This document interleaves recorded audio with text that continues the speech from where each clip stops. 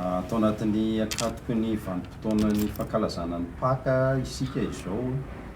Mazava ho azy zany fa isy reo le ataontsika hoe fitsangatsanganana sy fivezivezeny be sy ny maro, na io amin'ny lafin'ny fitaterana tanety fa io ihany koa zany fitaterana an-dranomasina sy an-dranomamy.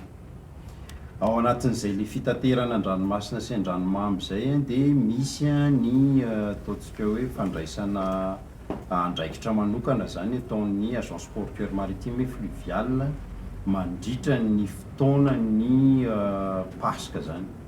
Amin'ity taona ity moa somary miova kely ny ataoko hoe manana spécificité kely ny fankalazana ny Paska satria dia manomboka zany ny 29 mars ary tsy farana ny raha tsy 1er avril zany. Noho izany dia eo amin'ny sehatry ny ataontsika hoe ny ranomasina zany dia ilazana ny be sy ny maro fa mila zany fitandremana manokana amin'ity taona ity. Ny voalohany indrindra dia efa iarahantsika mahalala zany fa misy ny rivo-doza izay miforona zany ao amin'ny faritra avaratra atsinanan'ny Madagasikara, ka isy fetraikany amin'ny ranomasina sy ny moron-dranomasina ary ny faritra manomboka hatrany Atsiranana ka hatrany Taolanaro zany mandritra ny fotoana io.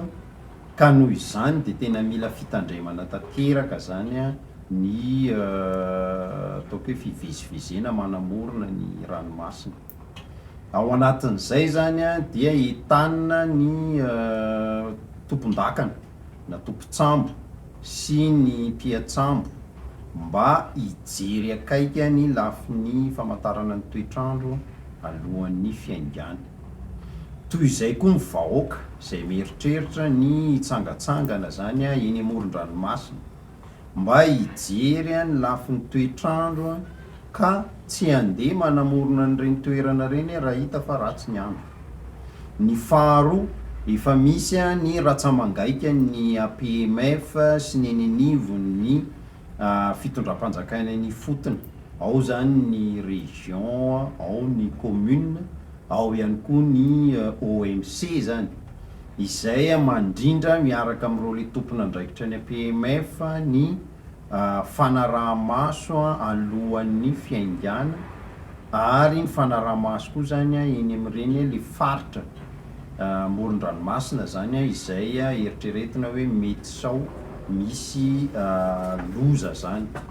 Ho an'ny lafin'ny ranomamy manokana dia misy zany ny fanaraha-maso manokana sy ny fanampiana atsika eo amin'ny sehatry ny canal de Pangalana ray, fa eo ihany koa raha ho an'ny ety afovoantany dia misy ny hetsika efa fatao isan-taona any Mantasoa, Andraikiba, Tsirabe sy Ampefy zany. Ka ho tazanareo eny ny mpiara-miasa eto anivon'ny APMF izay miaraka amin'ny mari-pamantarana manokana hisava zany andro le ataontsika hoe taratasy tsambo, hijery ihany koa ny fanarahantsika ny fanarahan-dalàna eo amin'ny fampiasana ny salotraina, ary ho an'izay manana olana eo amin'ny resaka salotraina zany dia hitondra ny APMF zany andreo salotraina azo indramina mandritra ny fotoana ny lundi de Paka zany na ny Paka na ihany koa zany ny vanim-potoana alohan'izay. Momba ny fitsangatsanganana eny amin'ny moron-dranomasina na ny plage manokana dia tokony hisy zany ny fandrindrana eo amin'ny commune sy ny fokotany manakaika an'ireny toerana ireny. Zany hoe zany tokony misy ireo le ataontsika hoe mpanara-maso ny eny amin'ny plage zany.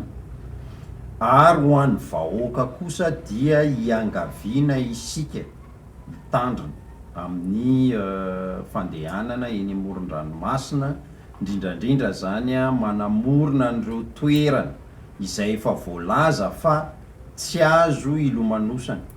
Ohatra ao Tomasina, ny ao Tomasina dia tsy azo ilomanosana ny ranomasina, azonao atao ny mivezivezy eny amin'ny tora-pasika fa tsy azo ilomanosana ny ranomasina. Ny antony dia efa maro zany ny olona ndao sy ny fahafatesany teo amin'io faritra io.